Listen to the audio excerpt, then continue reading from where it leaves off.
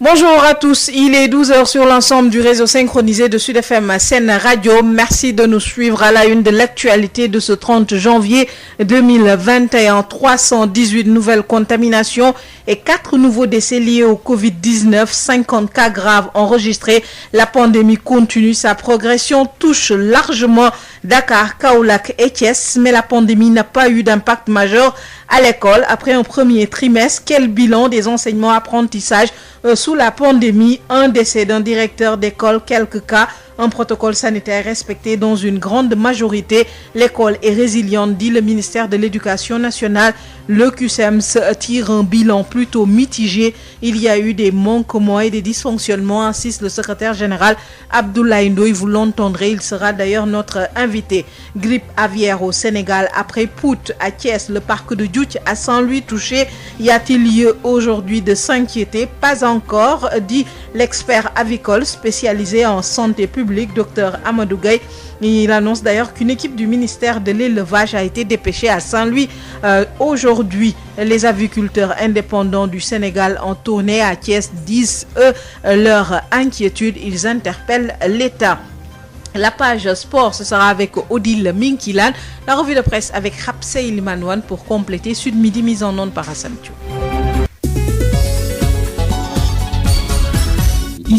Bonjour à tous. D'abord, le point sur cette grippe aviaire confirmée au parc ornithologique de Djoudj après la mort de 750 pélicans. Des analyses confirment la grippe H5N1 après Pout récemment. Un autre foyer de grippe aviaire confirmé donc au Sénégal. Doit-on aujourd'hui s'inquiéter? Non, répond Dr Amadou Gaye, expert avicole spécialisé en santé publique. Selon le coordonnateur du comité technique de l'interprofession avicole au Sénégal, le pays n'est pas encore en phase épidémique, mais la situation est surveillée de très près.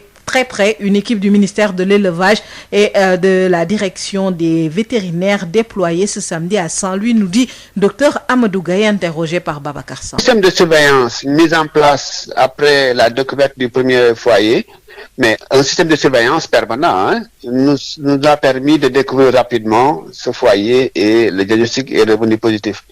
Maintenant, ce qu'il faut, c'est que toutes les mesures conservatoires sont en train d'être prises. La surveillance est au maximum. Mais concernant la vaccination, nous avons opté de garder le pays indemne. Et nous allons vacciner que quand on n'aura pas le choix. C'est-à-dire quand les paramètres épidémiologiques vont se détériorer. Aujourd'hui même, hier, il y a eu une réunion au niveau du ministère. Aujourd'hui, une équipe du ministère de l'élevage, de la direction des services vétérinaires, va aller sur Saint-Louis pour épauler nos collègues sur place et pour faire ce qu'on appelle un screening autour du foyer. Toutes les volailles seront diagnostiquées pour voir ce que ça donne. Pour le moment, on a 2 foyers, on n'est pas encore en épidémie. Mais la situation est surveillée de très près.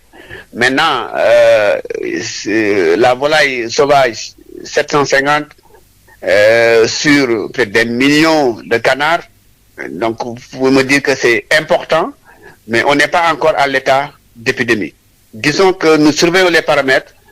Il y a des seuils d'alerte. Nous avons fixé des seuils d'alerte. Vous venez de suivre donc les explications du docteur Amadou Gaye, expert avicole spécialisé en santé publique. Il est également le coordonnateur du comité technique de l'interprofession avicole du Sénégal. Il estime que le pays n'est pas encore en phase épidémique malgré l'apparition de la grippe aviaire à Djoudj au parc ornithologique situé à Saint-Louis après les cas de grippe détectés au niveau d'une ferme privée à Pout. C'est dans la région de Thiès. Depuis justement l'apparition de la grippe aviaire dans cette ferme privée de Pout, la peur s'est installée chez les aviculteurs indépendants du Sénégal. Même si la situation est maîtrisée, accouvreurs et consommateurs éprouvent des craintes. Les restrictions dont le couvre-feu lié à la lutte contre le coronavirus ont également des impacts. Toute la filière est sous tension. En visite à Thiès, les membres de la vie interpellent l'État. Babacar Ndaw. La grippe aviaire détectée en décembre dernier dans une ferme de Pout continue d'installer la peur chez les aviculteurs malgré la maîtrise de la situation, regrette l'association Les aviculteurs indépendants du Sénégal, AVIS. Docteur Pape Ali Diallo, membre de l'AVIS. On peut dire que la situation est maîtrisée parce que les fermes environnantes, il n'y a pas eu de cas déclarés. Donc la situation est maîtrisée. Ce qui fait qu'il n'y a pas peur à remettre en place, à aller continuer à travailler, à mettre des poussins. Parce qu'aujourd'hui, les couvoirs ne parviennent plus à vendre des poussins parce que les éleveurs ont peur. Le consommateur également a peur. Il a peur alors que le risque lié à la consommation de la viande est quasi nul. Une situation qui vient enfoncer la filière déjà plombée par la Covid-19 selon le président de la commission scientifique de l'AVIS, Dr Pape Ali Diallo. On a connu cette situation de Covid-19 qui est venue accentuer la situation du fait que les écoles sont fermées, donc les grands restaurants, les hôtels, etc. Les déplacements des populations étaient quasi difficiles. Au niveau des éleveurs de poules et de chair, comme tous les travaux de commercialisation se font la nuit, le fait d'abattre, de plumer la poule, de l'amener au niveau du client, pratiquement ça prend énormément de temps. Et ce temps-là va, comment on appelle encore, prendre les heures consacrées au couvre-feu. Donc ça a été difficile pour les éleveurs. D'où l'appel à nouveau des acteurs de la volaille au Sénégal. Aujourd'hui, ce qui étouffe davantage, c'est la situation d'état d'urgence. Ça étouffe. Donc on aurait souhaité que peut-être l'heure soit décalée. Donc, au lieu de s'arrêter à 21h, peut-être mettre 2 heures de plus pour qu'on puisse également permettre également certains lieux de restauration, d'hôtels de fonctionner plus ou moins. Peut-être eux aussi, ils vont peut-être suivre les mêmes pas pour demander ce changement de situation. On demande également le fait qu'il y a certains coûts très élevés au niveau de l'aviculture et ces coûts sont liés aux taxes qui sont imputées à l'aviculture. On aurait souhaité que ces taxes soient suspendues de manière transitoire. Babacar Ndao, Thiès Sud FM. Babacar Ndao, 4 décès, 318 nouvelles infections au Covid-19 recensées ces dernières 24 heures au Sénégal. 221 cas sont issus de la transmission communautaire, dont 18 à Kaolack, 16 à Saint-Louis, 15 à Thiès, 8 à Mbour, 3 à Pout. 55 cas graves sont en réanimation alors que 3833 patients sont sous traitement. Dr Ousmane Gueye, directeur du SNEF, ça fait le point du jour, on écoute. Sur 2180 tests réalisés, 318 sont revenus positifs, soit un taux de positivité de 14,59%. Sokone, Tamba et Zone B.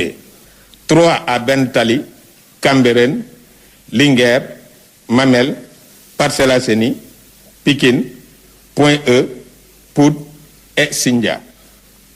2 à Diourbel, Fatick, Guinguinéo, HLM, Kédougou, Keur Ndiaye Lo, Khombol, Mékhé, Nioro, Sacré-Cœur 3, Scat Urbam, Sébikotane, Thiadiaye, Yeumbeul, Yoff et zone de captage.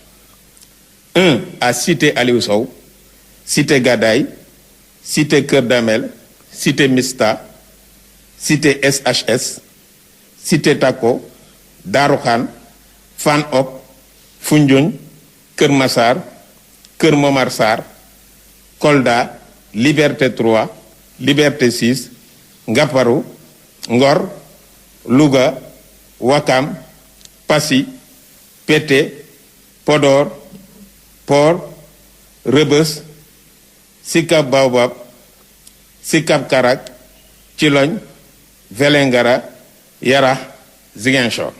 197 patients suivis ont été contrôlés négatifs et déclarés guéris.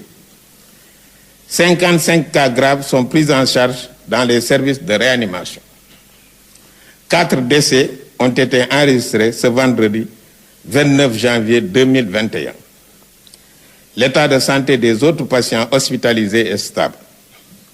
À ce jour, 26 213 cas ont été déclarés positifs, dont 21 758 guéris, 621 décédés et 3 833 sous traitement.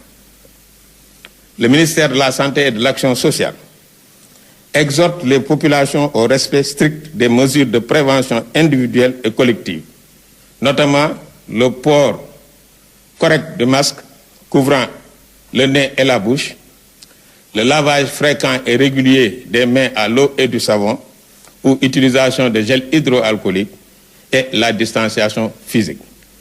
Également, nous rappelons le recours précoce aux soins. Le docteur Ousmane Gueye, directeur du SNEPS, a fait le point concernant la pandémie du coronavirus. Rappelons que les autorités sanitaires ont recensé ces dernières 24 heures 4 décès et 318 nouvelles infections au coronavirus, 221 issues de la transmission communautaire. Et puis, quel bilan du trimestre des enseignements apprentissages dans ce contexte de pandémie? Le bilan est mitigé. Selon le secrétaire général du QCEMS, Abdoulaye Ndoye dénonce le non-respect du protocole sanitaire au moment où le personnel enseignant n'est pas épargné par la pandémie. Abdoulaye Ndoye répond à Hapseil Manuel.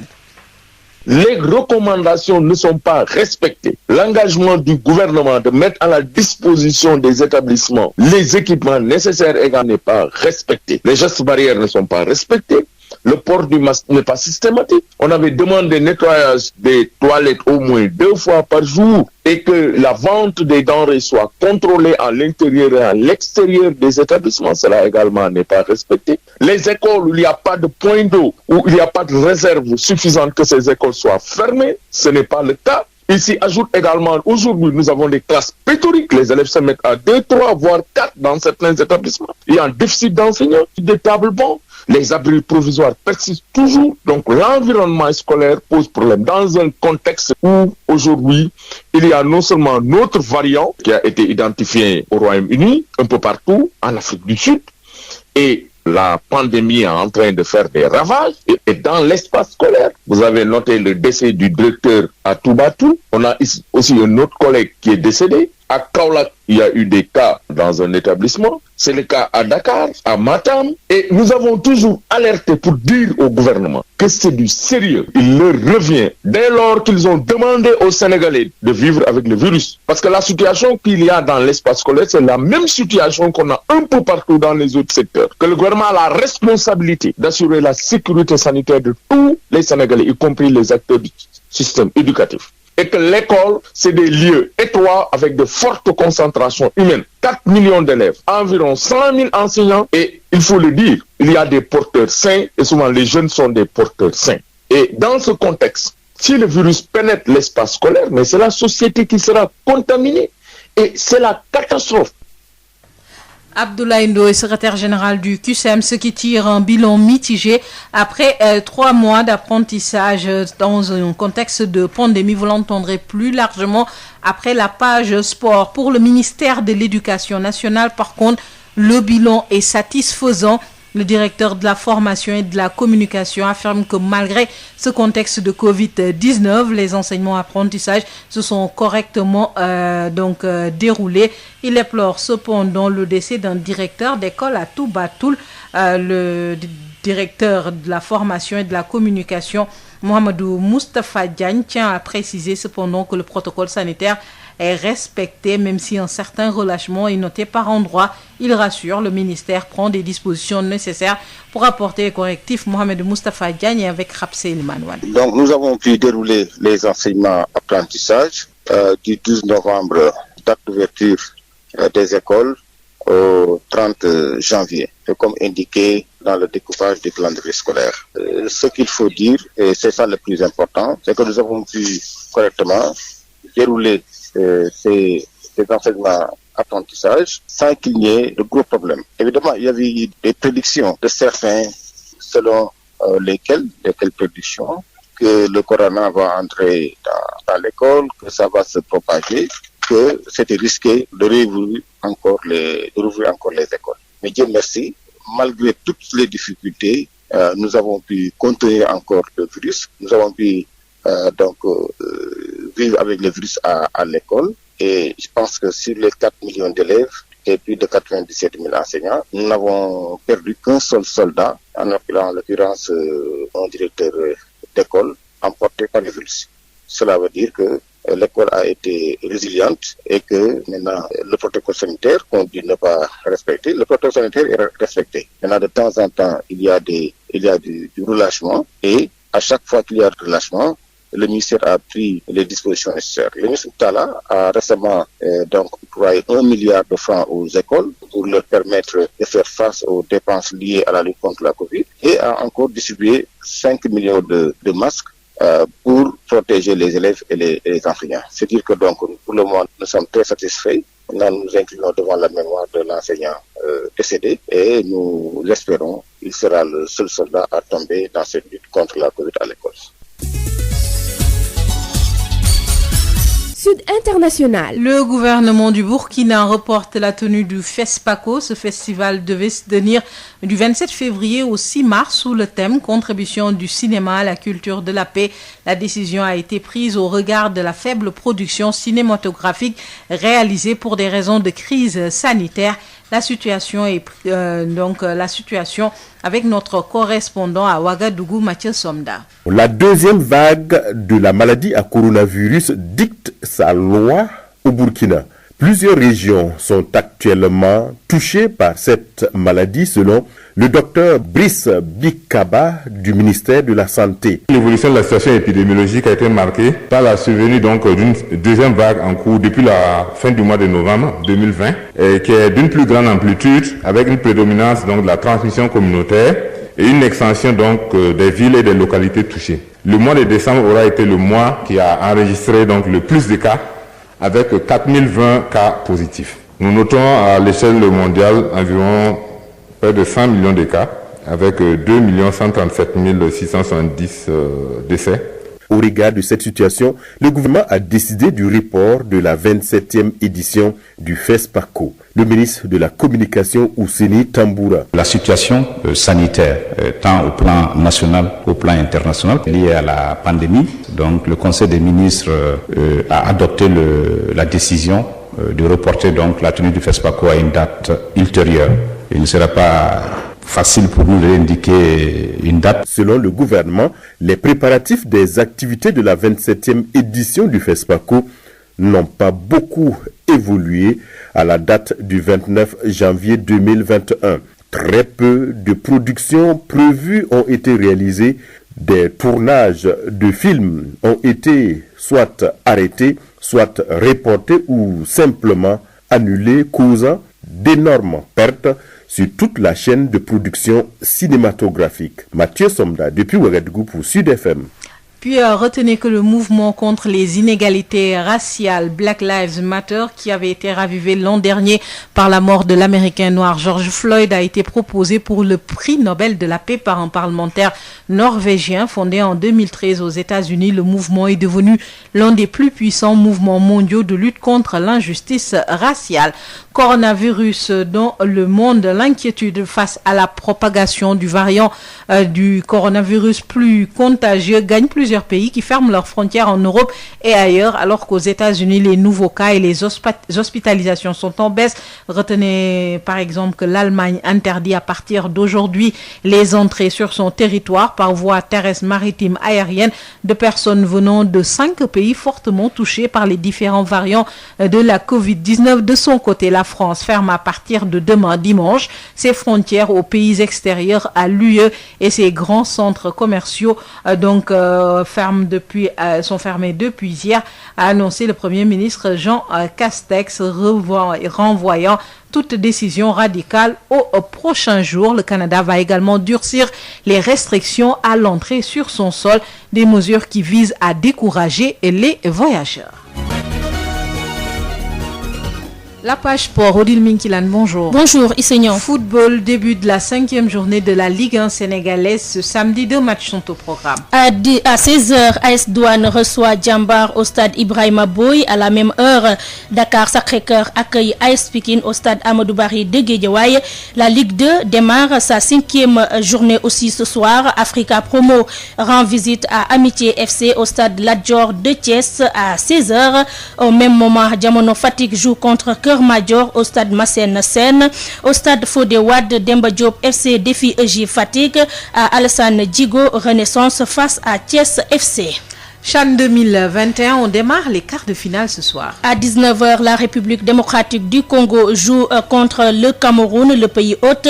Mais avant, à 16h, le Mali fait face au Congo. La suite demain avec les affiches Maroc, Zambie, Guinée, Rwanda. Rappelons ici qu'hier, la CAF a définitivement validé les candidatures de Patrice Motsepe et de Ahmed Yahya après leur audition du jeudi dernier par la commission de gouvernance de la CAF. Ils pourront donc participer aux prochaines élections à la présidence de la CAF prévue le 12 mars 2021 à Rabat, tout comme Maître Augustin Senghor et Jacques Anoma. Et foot en Europe, quel est le programme du jour? En Angleterre, c'est le début de la 21e journée de la Première Ligue. À 12h30, Everton reçoit Newcastle. À 15h, West Bromwich joue contre Fulham. Sheffield sera sur la pelouse du leader Manchester City.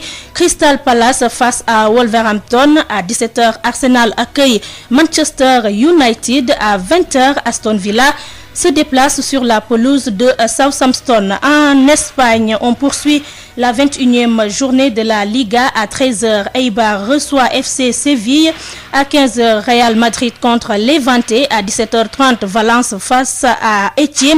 À 20h, Valladolid Real Sociedad. En Italie, la Serie A joue sa 20e journée. Bologne AC Milan à 14h. Sampdoria Juventus de Turin à 17h. Inter de Milan Benevento à 19h45. Bundesliga Issignon, c'est le championnat allemand. Le choc de la 19e journée oppose à 17h30 Leipzig, deuxième au classement, à son dauphin Bayern Leverkusen. Mais avant, à 14h30, Dortmund joue Augsbourg, Bayern Munich, le leader contre Hoffenheim, Werder de Brême, Schalke 04, Union de Berlin contre Mönchengladbach, Francfort, Hertha Berlin.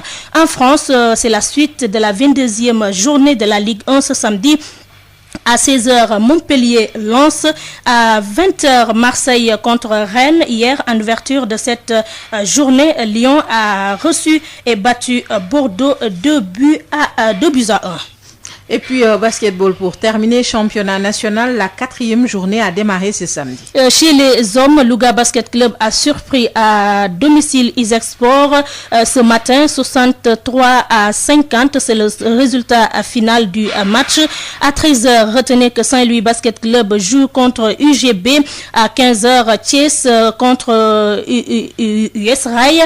Saltigué Duc. À 16h, Bop ASC Ville de Dakar. Chez les dames, depuis 11h, Saint-Louis Basket Club reçoit Isexport. 12h, UCAD contre ASFO. À 16h, Mermoz Basket Club contre CMT Ziguinchor. C'est tout pour cette page des sports Issignon. Merci beaucoup, Odile Minkilan. Sud Midi, l'invité. Abdoulaye Ndoye, secrétaire général du QCMS, est notre invité. Il tire le bilan après un trimestre d'enseignement sous ce contexte de Covid.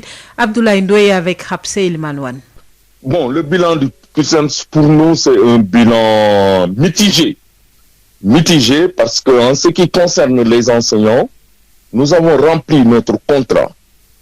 Nous avons payé un lourd tribut pendant cette période de pandémie de Covid-19.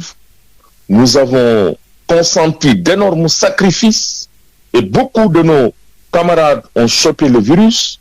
Nous avons été victimes de la stigmatisation. Nous avons fait en sorte que les examens se déroulent dans de bonnes conditions. Mais en ce qui concerne le protocole d'accord que nous avons signé avec le gouvernement du Sénégal en date du 30 avril 2018, le niveau de matérialisation est très faible. Nous rappelons encore une fois que le gouvernement n'a pas honoré ses engagements. Les lenteurs administratives persistent et ont pour conséquence le blocage de la carrière des enseignants. Cette année, l'objectif de mettre en solde 10 000 enseignants n'a pas été atteint. Les rappels sont payés au compte-gouttes. Il s'y ajoute également la surimposition. Et pour le QCMS, la solution des lenteurs, c'est la dématérialisation des procédures. Nous avons également la question du corps des administrateurs scolaires. C'est un accord que le gouvernement n'a pas honoré. Le reversement des maîtres d'éducation physique dans le corps de professeurs de collège d'enseignement moyen en EPS, c'est pas honoré. Vous avez le paiement, les prêts d'MC, l'engagement du gouvernement d'apurer toutes les conventions en 2016. Il avait donné comme délai butoir le fin septembre 2018. Également, l'accord n'a pas été totalement réglé. Vous avez la question les mises en position des stages.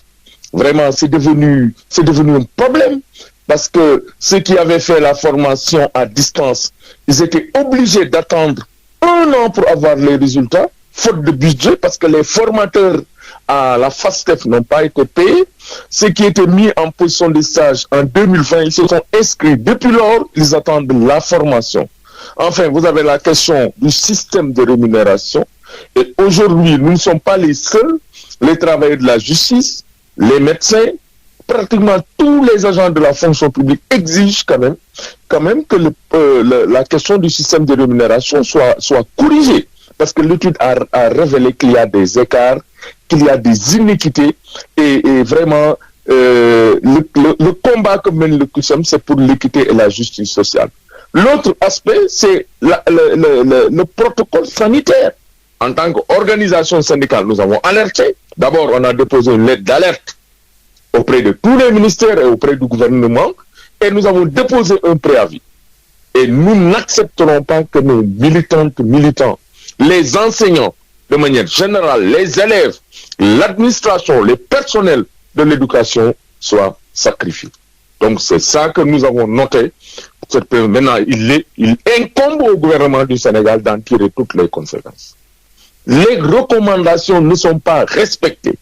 L'engagement du gouvernement de mettre à la disposition des établissements les équipements nécessaires également, cela n'est pas respecté. Les gestes barrières ne sont pas respectés.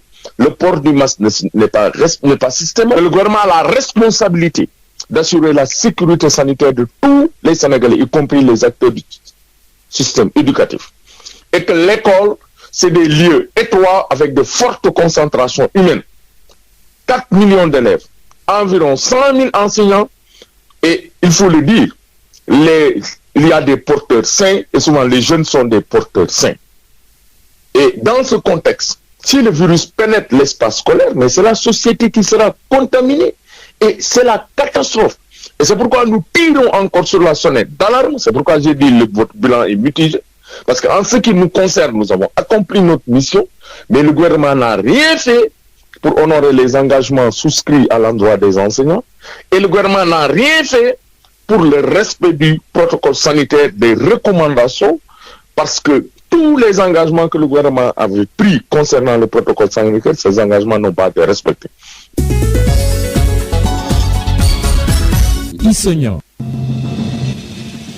C'est la fin de cette édition. À 12h45, je vous rappelle les principaux titres développés. 318 nouvelles contaminations, 4 nouveaux décès liés au Covid-19, 55 cas graves. La pandémie continue sa progression, touche largement Dakar, Kaolack, Thiès, mais la pandémie n'a pas eu d'impact majeur sur l'école. Après un premier trimestre, quel bilan des enseignements, apprentissages sous la pandémie? Un décès d'un directeur d'école, quelques cas et un protocole sanitaire respecté dans une grande majorité.